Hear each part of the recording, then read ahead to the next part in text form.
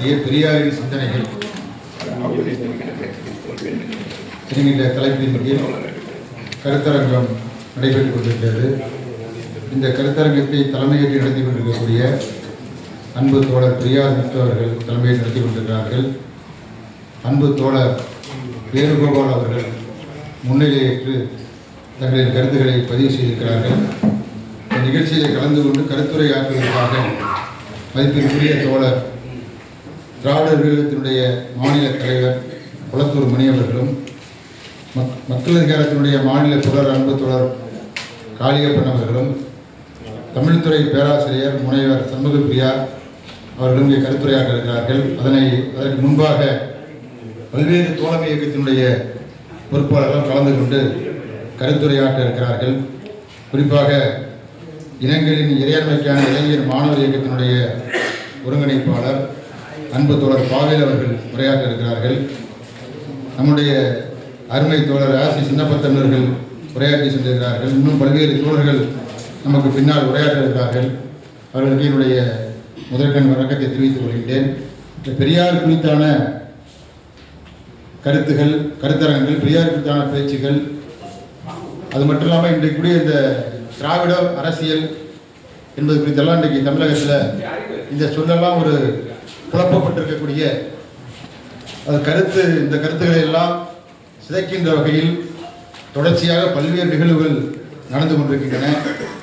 அந்த வகையில் தான் இந்த நிகழ்ச்சியும் இந்த கருத்தரங்கத்தையும் ஏற்பாடு செய்கிறார்கள். இதில் ஒரு தெளிவை கொண்டு வர வேண்டும் என்ற அடிப்படையில் பெரியார் எந்தெந்த முனையிலெல்லாம் போராட்டங்களை நடத்தினார் என்பது குறித்து இளைய தலைமுறைகளுக்கு எடுத்து சொல்ல வேண்டும் என்ற அடிப்படையில் தான் இந்த கருத்தரங்கம் கூட்டப்பட்டிருக்கு என்று நான் நினைக்கின்றேன்.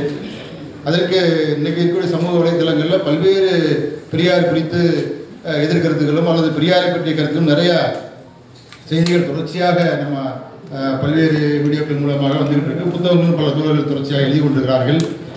இப்போ இதில் இதை தாண்டி இன்னொரு வகையில் நம்ம ஒரு சமூக விஞ்ஞான கண்ணோட்டத்தோட தமிழகத்தினுடைய இந்தியாவினுடைய நிலைமைகளை ஆய்வு செய்து என்று சொன்னால் பெரியார் நம்மளுக்கு எப்படி தமிழ்நாட்டு விடுதலைக்கு நெருக்கமாக இருக்கிறார் என்பதை நாம் புரிந்து கொள்ள முடியும். அந்த வகையில் என்னுடைய ஒரு சில கருத்துக்களை ஒரு 10 நிமிடத்துக்குள் என்னுடைய கருத்துக்களை சொல்லி நிறைவேற்ற நினைக்கின்றேன். அந்த வகையில் தமிழகத்தை நம்ம பொறுத்தவரை நீங்கள் பார்த்தோம்னு சொன்னால், அதாவது இப்போ இனக்குழு சமுதாயம் என்று சொல்லக்கூடிய ஆதி புதுவுரிமை சமூகம், வர்க்கமில்லாத சமூகம், அதற்கு பின்னால் ஆண்டான் அடிமை சமூகம், அதற்கு பின்னால் நிலவுடைமை சமூகம், அதற்கு பின்னால் முதலாளி சமூகம் அப்படிங்கிற ஒரு கட்டமைப்பை வரையறை சொல்லப்படுகிறது. அந்த வகையில் நாங்கள் பார்த்தோம்னா நிலவுடைமை சமூகத்துக்கும் இப்போ இருக்கக்கூடிய இந்த இதுக்கும் இடைப்பட்ட காலத்தில் மட்டும் சுருக்கமாக, ஏன்னா இதெல்லாம் ஒரு தலைப்பையும் ஒரு மனித துறையில் பேசக்கூடிய தலைப்புகள். ஆனால் பெரியாருடைய பங்களிப்பு எந்த அளவுக்கு இருந்தது என்பதை சுருக்கமாக நம்ம சொல்லுவோம். நம்ம ஏன்னா பெரியார் தமிழை பற்றி காட்டுமாடி எல்லாம் சொன்னார் அப்படின்னு சொல்கிறாங்கல்ல, அதுக்கான ஒரு வரலாற்று செய்தியை அவங்களோட பகிர்ந்து கொள்ள வேண்டும் என்று விரும்புகின்றேன். அந்த வகையில் நீங்கள் பெரியாருக்கு முன்னாடி தமிழ் மொழி எப்படி செயல்பட்டது, தமிழ் மொழியை எப்படியெல்லாம் பயன்படுத்தி இந்த மொழியை அவர்கள் இழிவுபடுத்தினார் என்பதை எல்லாம் இந்த நேரத்தில் நாம் தெரிந்து கொள்ள வேண்டியிருக்குது. அந்த வகையில் நீங்கள் பார்த்தோம்னு சொன்னோம்னாக்கா, பெரியாருக்கு முன்னாடி கிட்டத்தட்ட அதாவது நமக்கு பல இலக்கியங்கள் உண்டு. அதாவது திருக்குறள், பல்வேறு சங்க இலக்கிய நூல்கள், இப்படி ஏராளமான சிறப்பான நூல்கள்லாம் உண்டு. ஆனால் உலகத்தில் நம்ம எப்படி வீழ்த்தப்பட்டோங்கிறது ரொம்ப முக்கியமான ஒரு கட்டம். அதை பற்றி நம்ம ஏன்னா இந்த திராவிடத்தை பற்றியும் தமிழ்நாட்டு அரசியலை பற்றியும் வரலாற்றை சரியாக படிக்கலன்னா இதை புரிஞ்சுக்க ரொம்ப கஷ்டமான ஒரு விடயம் தான். ஏன்னா ஏன் நம்ம தமிழ்னு சொன்னாங்கன்னா ஏன் திராவிடங்கிற சொல்லணும் அப்படிங்கிற ஒரு சாதாரண கேள்வி இளைஞர்களுக்கு என்னன்னாக்கா, எதுக்கு இன்னைக்கு ஒன்றும் இல்லாத விஷயத்தை பேச வேண்டியது, தமிழ்னு சொல்ல வேண்டிய மாதிரி சொல்கிறாங்க.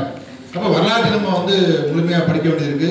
அந்த வகையில் அது ஆரிய மேலாண் என்பது, அதாவது நம்மளுக்கு யாதும் ஊரே யாவலும் கேளீர் அப்படிங்கிற உயர்ந்த தத்துவங்கள் இருந்தாலும் கூட அது அது எழுதப்பட்ட காலம், அதுக்கு பின்னாடி இந்த தத்துவங்கள்லாம், இந்த சங்க இலக்கிய நூல்கள்லாம் தொகுக்கப்பட்ட காலம், இதுக்கும் அதுக்கெல்லாம் நிறைய மாறுபாடுகள் இருக்கு. அதெல்லாம் நம்ம அது ஒரு பக்கம் இருக்கட்டும். இருந்தாலும் கூட இப்படி ஒரு உயர்ந்த அந்தஸ்தோடு ஒரு நகர நாகரிகத்தோடு வாழ்ந்த ஒரு சமூகம் எப்படி வீழ்த்தப்பட்டது, அதாவது யாதும் ஊரே யாவலும் கேளீர் என்கின்ற இந்த தத்துவம் எழுதப்பட்ட காலத்தில் மேற்குலகம் என்பது நாடோடிகளாக பிரிந்த ஒரு காலம். அவங்களுக்கு அந்த இடத்துலலாம் அப்பெல்லாம் மேற்குலகத்தில் அறிவோ ஆற்றலோ சிந்தனையோ வளர்ச்சி பெறவில்லை. அவர்கள் நாடோடியாக பிரிந்து கொண்டிருந்தார்கள். அவர்கள் நாடுடைய தெரியும் போது இங்க நம்ம இந்திய துணைக்கண்டம் என்பதில் இப்படிப்பட்ட ஒரு சிறப்பான கருத்துக்கள் இலக்கியங்கள் படைக்கப்பட்டிருக்கின்றன. ஆனால் இங்க ஆரியர்கள் வந்த பின்னால்தான் அவர்கள் இங்க இங்க இருக்கக்கூடிய நம்முடைய நாகரிக நகரங்களை பார்த்து வியந்து இதை அழிக்க வேண்டும் என்கிற அடிப்படையில் சிதைக்க வேண்டும் என்று தன்னுடைய மேலதிகாரத்தை தன்னுடைய அதிகாரத்தை நிறுவ வேண்டும் என்கிற அடிப்படையில் தமிழ் மொழியை கொண்டே பக்தி இலக்கியங்கள் தீட்டப்பட்டன. அதே முக்கியமாக ஒரு விஷயம் என்னன்னா இப்போ அதாவது மூடப்பழக்க வழக்கங்கள் பல்வேறு பிற்போக்கான கருத்துக்கள் இந்தியா புறா இருந்துச்சு, உலகம் புறா உலகம் புறா இருந்தது. உலகம் புறாவும் இந்த பிற்போக்கு கருத்துக்கள் கடவுள் நம்பிக்கை இருந்தாலும் இந்தியாவிற்கும் தமிழ்நாட்டிற்கும் உலகத்துக்கு எப்படி மாறுபாடுன்னு சொல்லி பார்த்தோம்னு சொன்னாங்க. அதாவது உலகத்துல நீங்க இந்தியா அல்லாத நாடுகள்ல கடவுள் நம்பிக்கை பிற்போக்கான கருத்துக்கள் மூட பழக்கங்கள்லாம் அது ஒரு பக்கம் தனியாக இயங்கி இருந்தது.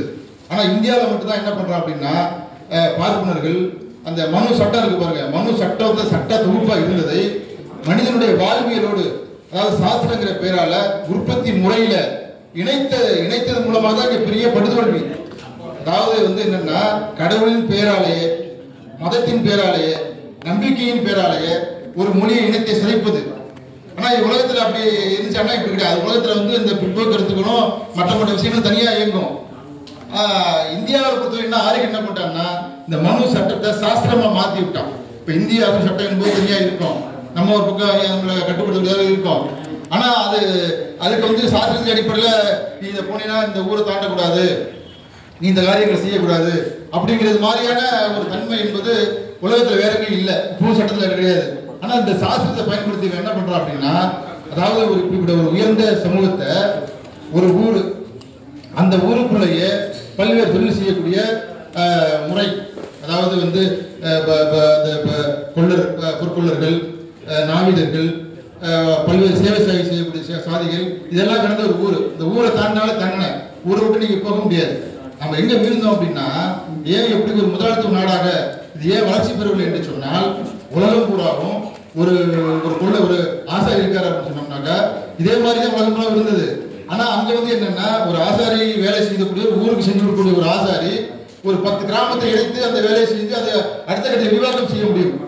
ஆனா தமிழ்நாட்டில் இந்தியாவில் எல்லாமே கேட்டீங்கன்னாக்கா ஒரு ஆசாரி வேலை செய்ய முடியும் அந்த ஊருக்கு மட்டும் தான் செய்யணும். அந்த ஊரை தாண்டி அடுத்த ஊருக்கு ஒரு மம்பட்டியோ கலப்பை செஞ்சு கொடுத்தா அது தண்டனை. அது மாதிரி ஒவ்வொரு தொழிலையும் அது மாதிரி ஒரு கட்டமைப்பு வச்சு என்ன பண்ணிட்டாங்கன்னா ஊருங்கடி மாதிரி சிதைச்சி வச்சு இது ஒரு பிற்போக்கான பின்தங்கிய அமைப்பு முறையாக ஒரு ஆக்கியதனுடைய விளைவாகத்தான் இந்த சமூகம் வளர்ச்சி பெறாமல் இடையிலே ஒரு தேங்கின குட்டையாக இன்னைக்கு தமிழ் சமூகம் ஆகி போனதுனாலதான் தந்தை பெரியார் அவர்கள் இதையெல்லாம் காட்டுப்பாட்டு மொழியிலே இதை சொல்றாரு அப்படின்னா நம்ம நீங்க நல்லா யோசிச்சு பாருங்க. பல்வேறு விளக்கங்களை சொல்லலாம் பல அரசியல் நிலைப்பாடு சொல்றாங்க. நம்மளை பொறுத்தவரை அவர் சொன்னது சரிதான். ஏன்னா நிலைமை என்ன யதார்த்தமோ அதான் அவர் சொல்றாரு. இங்க நம்ம காட்டுப்பாட்டு தான் இருந்தோம், தமிழ் மொழி பேசினாலும் கூட நம்முடைய வாழ்வியல் முறை என்பது அவன் எப்படி ஆக்கி நம்ம வச்சிருந்தான் அப்படின்னா அது மாதிரி இது மாதிரி ஒரு பின்தங்கிய அமைப்பு முறை வாழ்வியல் முறையோட அதாவது ஒரு மரம் மாதிரி அந்த மரத்துல எப்படி ஒரு மரம் ஒரு இடத்துல முளைத்து அதே இடத்துல அது வர்ணிக்கிறதோ அதே மாதிரி இந்த மனித சமுதாயம் ஊருங்கிறதை தாண்ட முடியாத அளவிற்கு ஒரே இடத்துல தேங்கின குட்டையாட்டம் அப்படியே வாழ்ந்து அப்படியே வர்ணிக்கிற தலைமுறையாக கிட்டத்தட்ட இது மாதிரி ஒரு 1500 ஆண்டுகள் இதே மாதிரி ஒரு வாழ்க்கை முறை வாழ்ந்துருக்கிறாங்க நம்ம தமிழ் சமூகம். அதனாலதான் கண்டுபிடிப்புகள் இன்னைக்கு இல்ல. ஒரு விஷயம் சொல்லி நிறைவு செய்ய விரும்புகின்ற உலகம் பூராவே என்ன பண்றாங்கன்னா விஞ்ஞானத்தை ஏத்துக்கிறாங்க. இப்ப நம்ம செல்போன் பேசுறோம் அதை ஏத்துக்கிறாங்க உலகம் பூரா, யாரு கண்டுபிடிச்சாலும் சரி. அதே மாதிரி பல்வேறு தொழில்நுட்ப டிவிகளை நம்ம ஏத்துக்கிறோம், விமானத்துல போறோம், படங்களுக்கு போறோம். ஆனா சமூக விஞ்ஞானத்தை ஏற்க மறுக்கிறான். அப்ப என்னன்னு கேட்டீங்கன்னா என்ன சொல்றாங்கன்னா பெரியார் அவருடைய மரபு வேற ஒரு மரபு. செல்போன் வச்சு பேசிட்டு இருக்கா அது எவன் கண்டுபிடிச்சது? பல்வேறு கண்டுபிடிப்புகளை யார் செஞ்சிருக்கிறார்? அப்ப இவர் ஒரு சமூக கண்டுபிடிப்பு சொல்றாரு. இப்படிப்பட்ட ஒரு பின்தங்கிய அமைப்பு முறை உடக்கில் இது காரணம் பார்ப்பனியம் தான், இதுக்கு காரணம் மனு சட்டம் தான், இதுக்கு காரணம் இந்த சாத்திர சபை அடிச்சு நொறுக்கணும், இதுதான் இவனை இந்த அளவுக்கு கீழான ஒரு சமூகம் மாற்றி வைத்திருக்கிறது. அப்ப இதுக்கு எதிராக செஞ்சாலும் தமிழ்நாட்டுடைய விடுதலை நம்ம பெற முடியும். ஏன்னா இந்த இனங்களை பத்தி ஒரு புரிதலே இந்த நாட்டில் இருக்கக்கூடிய பல்வேறு கட்சிகளுக்கு இல்லை.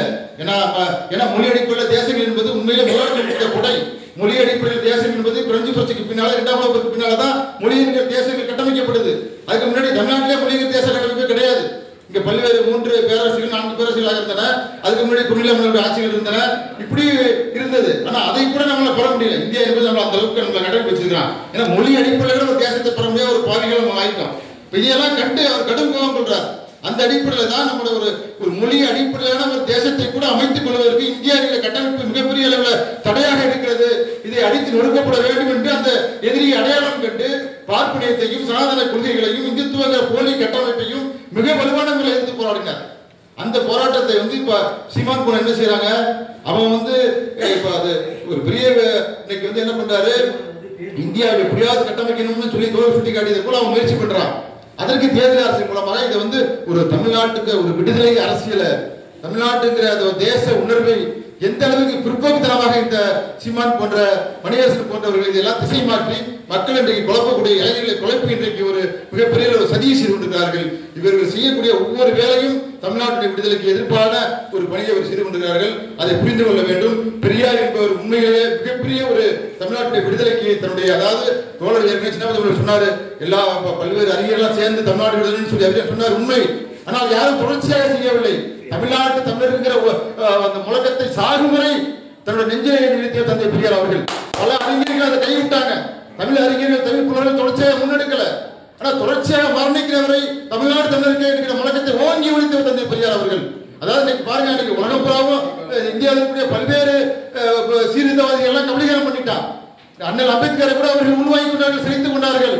அதே போன்று நீங்கள் பார்த்தீங்கன்னா நாராயணகுருவி அவர்கள் உருவாகி கொண்டார்கள், அயோத்தியாச பண்டிதர்களை அவர்கள் செரித்து விட்டார்கள்.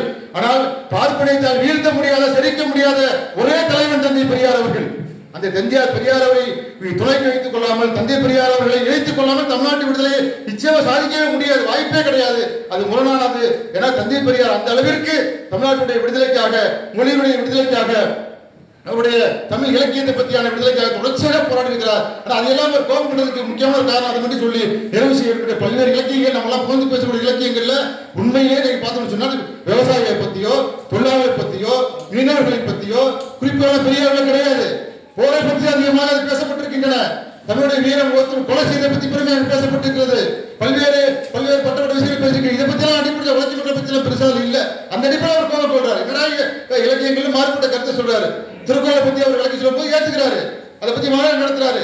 இதெல்லாம் பல விஷயங்களுக்கு படிக்காம, இன்னைக்கு வரலாற்றை பத்தி படிக்காம ஒரு தவறான பிரச்சாரம் செய்து கொண்டிருக்கிறார்கள் என்பதை நாம் கவனித்துக் கொள்ள வேண்டும். ஆகவே தமிழ்நாட்டுடைய விடுதலை என்பது, தேசிய இனங்களுடைய விடுதலை என்பது தமிழ்நாட்டை பொறுத்தவரை தந்தை பெரியாருடைய வழியிலே அவரை நீட்சியாக பார்க்க வேண்டும் என்று சொல்லி தந்த வாய்ப்பு நன்றி கூறி விடைபெறும். நன்றி, வணக்கம்.